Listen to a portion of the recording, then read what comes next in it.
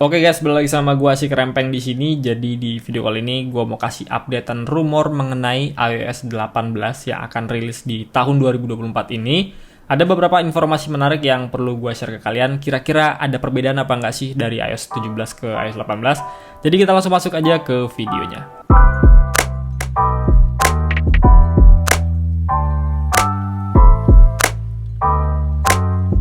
Disclaimer dulu, untuk semua yang gue akan informasikan ke kalian nanti itu cuma sebatas rumor aja.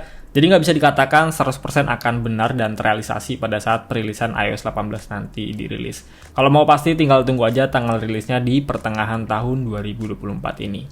Oke, rumor pertama yang banyak dibicarakan orang-orang yaitu akan hadirnya OpenAI di iOS 18 ini. Dari akhir November sampai sekarang tuh Apple terus ngerjain yang model AI-nya yang kemungkinan tuh akan disematkan pada asisten virtual si Apple-nya yaitu Siri.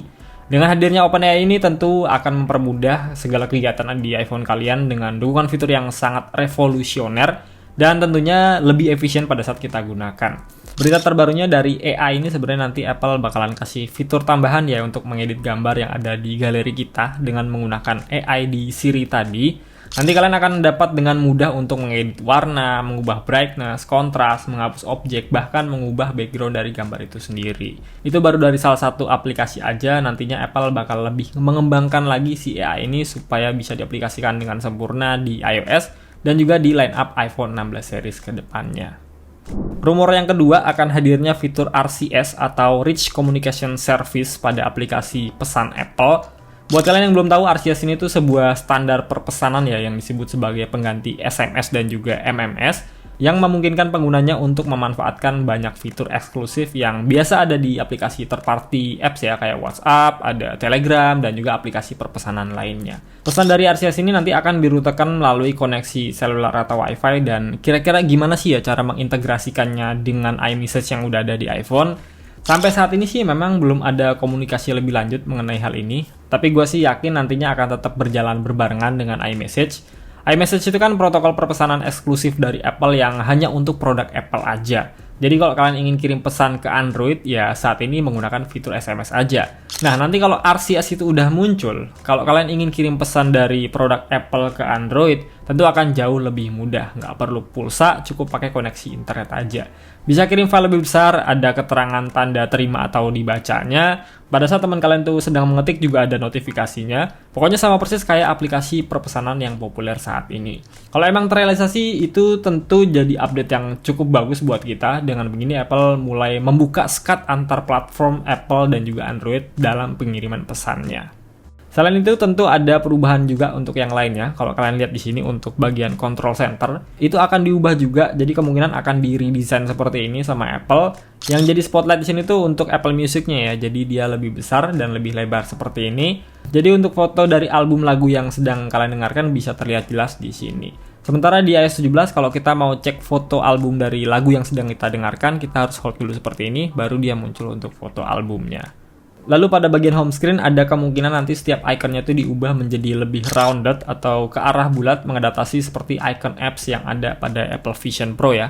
Tapi gua nggak tahu bakalan seperti itu atau enggak. Dan ada juga rumor yang mengatakan bahwa ikonnya tuh akan tetap sama ya seperti di iOS 17, jadi nggak rounded, nggak bulat. Cuma bedanya di bagian bawah sini ditambahkan untuk icon app library. Jadi kalian nggak perlu lagi slide ke samping untuk masuk ke library apps kalian. Dan di sampingnya ini masih ada search bar ya yang menurut gue itu nggak guna sama sekali karena penggunaan gue tuh gue lebih sering slide ke bawah seperti ini untuk mencari aplikasi yang ingin gue pakai.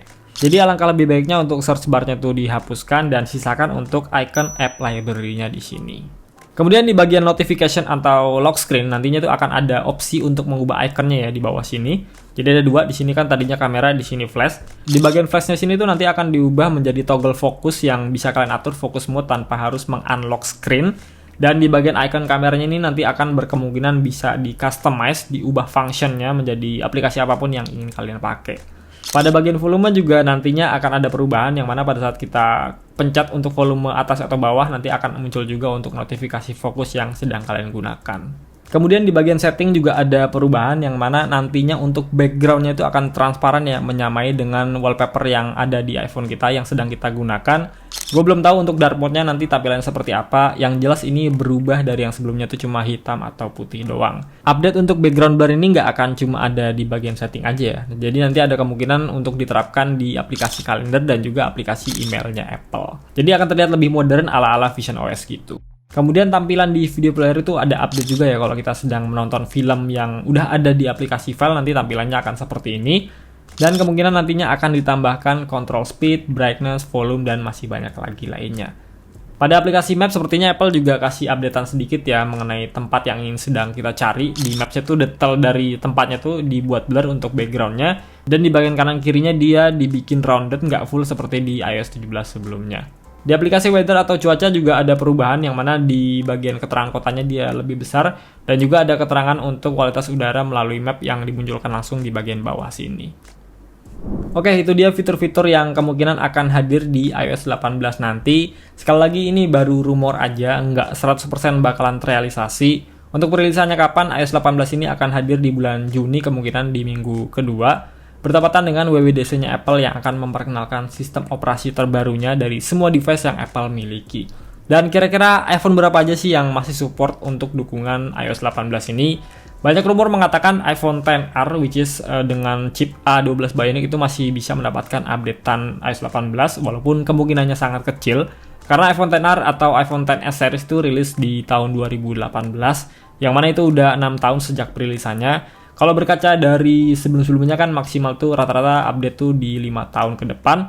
Jadi feeling gue sih iOS 18 ini akan start di iPhone 11 series ke atas atau device yang menggunakan chipset A13 Bionic ke atas aja. Oke, gue rasa gitu dulu aja video dari gue. Semoga bisa bermanfaat. Kalau kalian nggak keberatan bisa like, share, and subscribe channel gue. Kita ketemu lagi di video berikutnya and goodbye.